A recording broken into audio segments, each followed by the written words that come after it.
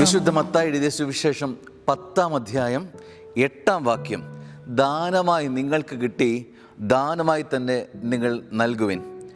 സ്നേഹമുള്ളവരെ, ശിഷ്യന്മാരെ യേശു തമ്പുരാൻ അയക്കുന്ന വേദഭാഗമാണ്. ശിഷ്യന്മാരെ അയക്കുമ്പോൾ അവരോട് പറയുകയാണ്, നിങ്ങൾക്ക് ലഭിച്ചതെല്ലാം ദാനമാണ്, അതുകൊണ്ട് ദാനമായി തന്നെ നിങ്ങൾ കൊടുക്കുവിൻ. ഒന്നും നിങ്ങളുടെ ജീവിതത്തിലേക്ക് വരുന്നില്ല, തിരികെ വരുന്നില്ല എന്ന് ഉറപ്പുവരുത്തണം. അതിൻ്റെ അർത്ഥം സ്നേഹമുള്ളവരെ, ജീവിതത്തിനൊരു നൽകൽ സ്വഭാവം വളരെ പ്രാധാന്യമുള്ളതാണ്. നമ്മുടെ ജീവിതത്തിലേക്ക് നമുക്കെന്ത് കിട്ടും, നമുക്കെന്ത് നേടാം എന്നുള്ള സ്വാഭാവികമായ ഒരു സംസ്കാരത്തിന് വിരുദ്ധമായ ഒരു നിലപാട് ക്രിസ്തു ശിഷ്യന്മാരുടെ മനസ്സിലേക്ക് പതിപ്പിച്ചയക്കുകയാണ്. നിങ്ങളുടെ യാത്രയിൽ അവലംബിക്കേണ്ട മനോഭാവം നൽകുന്ന മനോഭാവമാണ്.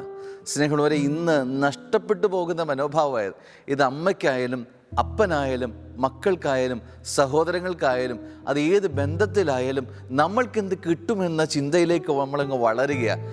സ്നേഹമുള്ളവരെ, തിരുത്തേണ്ട മനോഭാവമാണത്. അത് ഒരു ജീവിതത്തിലെ നേടിയെടുക്കൽ സംസ്കാരത്തിനപ്പുറത്ത് നൽകി ക്രിസ്തുവിനെ പോലെ ഇല്ലാതാകുന്നൊരു സംസ്കാരത്തിലേക്ക് വളരണമെന്ന് ശിഷ്യന്മാരെ ബോധ്യപ്പെടുത്തുകയാണ്. ഇന്ന് പ്രഭാതം സ്നേഹമുള്ളവരെ, മറ്റുള്ളവർക്ക് എന്ത് നൽകാൻ എനിക്ക് കഴിയും, എനിക്കെന്ത് മറ്റുള്ളവർക്ക് നൽകാൻ കഴിയുമെന്നുള്ള ചിന്തയാവട്ടെ നമ്മുടെ ഇന്നത്തെ ദിവസത്തിൻ്റെ ആവേശ ചിന്ത. അപ്പോൾ അപ്പനായി എനിക്കും അമ്മയ്ക്കും എൻ്റെ കുടുംബത്തിന് എന്ത് നൽകാൻ കഴിയും? ഒരമ്മ എന്ന വിധത്തിൽ എനിക്ക് എന്ത് നൽകാൻ കഴിയും? ഒരു കുഞ്ഞെന്ന വിധത്തിൽ എനിക്ക് എന്ത് നൽകാൻ കഴിയും?